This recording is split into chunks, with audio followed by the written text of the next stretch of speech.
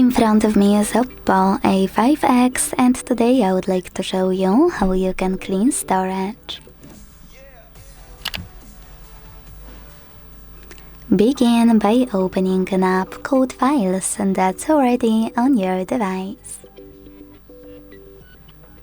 Now tap on those three lines at the top left corner and hit Clean at the top.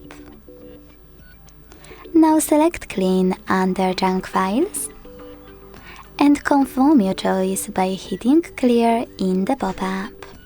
So when I do that, as you can see, storage of my OPPO was successfully cleaned. Thanks so much for watching. If you enjoyed this video, leave a like, comment and subscribe. Bye!